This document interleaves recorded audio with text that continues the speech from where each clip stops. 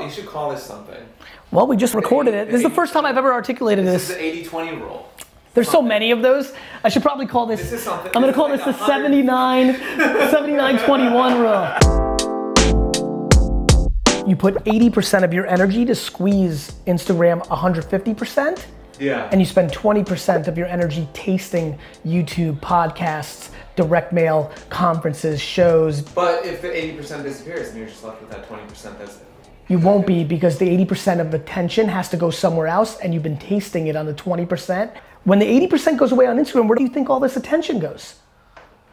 On the you've been tasting. When I came out and said like Snapchat's popping, I've been tasting Snapchat for 2 years. I saw the Khaled moment and I looked at numbers, I'm like, this is the moment. But I've been tasting it. Right. I've been tasting LinkedIn for 4 years. Now I'm telling people it's happening. I'm still tasting Snapchat. You know what you would sell on Snapchat? I'm like completely off of it now. No, I'm just saying, like, are you saying I need to? Yes, I'm saying that. At least I'm saying you're vulnerable because you don't have the 20% going hard. Make your 80% of the thing that's really working the best, aka Instagram. Yeah. Go 150% hard on it, not 80%. Everybody's doing 100% Instagram, going 70% hard. Got it? Right. Net 70 points. I'm saying go 80% on Instagram, not 100%. Yeah. Go hard. Got it? Go hard, leaving you 20% to go hard on Twitter and Snap and all this. Why do I know what's going on Snap and LinkedIn right now? Because I've been doing this. Even though I'm the guy here, I'm going harder than everybody. Right. Podcast, email, text messaging, I'm living over here. What about YouTube? Yep. Nobody's playing here, and then everybody that's playing here is going 70%.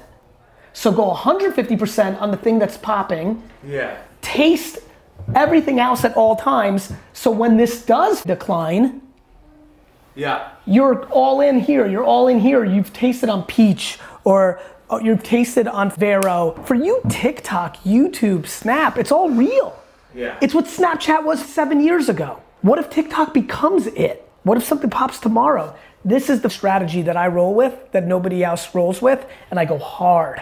Started with email, e-commerce, and Google AdWords before social even existed. That was 80%?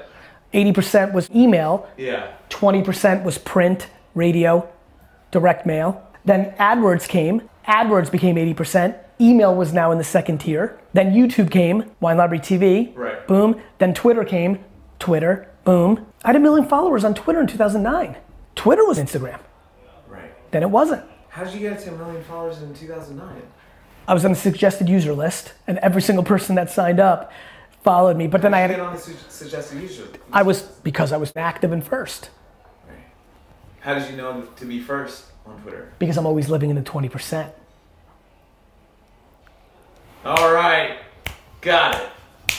What's your 20% right now? LinkedIn. LinkedIn, huh? Snapchat. Why is LinkedIn working so well? Because their organic reach is through the roof. What does that mean?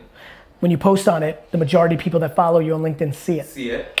You've seen that game before. It's called Instagram 4 years ago. It's called Twitter 7 years ago. It's called email 1997. This is basic. This is my matrix. And I'm never at the vulnerability of anything. You know how many people right now have 1 million followers on Instagram but 613 on Twitter and are silent right now, sitting on their hands? And I'm going ham on Twitter. I'm just busy. If I was actually GaryVee all the time, I'd be dominating Twitter right now. When did LinkedIn over the last, the last 6 months it got obvious, right? but it's been going on for 3-4 years. They've been making a commitment to content. It's all kinds of content works. Brother, it's no different than The Source was the most important magazine. Right. Then XOXO, Complex, then Vice. Is it the same time content you'd be posting anywhere else? You're posting on LinkedIn? It's the same? Nope, of course it's not. No. Of course not. I don't know. Well, I'm telling you, let's play. You're gonna appreciate this. On Instagram, it's the culture. On LinkedIn, it's business culture. I'm talking to people about like how to manage organizations, how to like empower staff, how to scale marketing to B2B companies. And on Instagram, I'm like, yo, this is 2 chains. And it converts to sales or some kind of, what does LinkedIn do for it? It's brand. Just brand exposure? But sales sometimes too. When I post for Empathy Wines or sneakers, it's like, yo, you wanna look fresh in the office? Yeah. I don't say you wanna look fresh in the office on Instagram. But for like someone like me, Yep. which I do have like a brand, like an Yep. entrepreneurial audience, but also for like, let's say like a street fashion Yep. kid, is he on LinkedIn? No, but the fundraiser for your next round is. Right, yeah. The buyer at Nordstrom's is. Yeah. And the 43-year-old who still wants to be 17 and be fresh definitely is. Maybe just for the LinkedIn crowd, that's $800 a pop. I mean, at the end of the day, if you distill it down to just don't put all your eggs in one basket, right?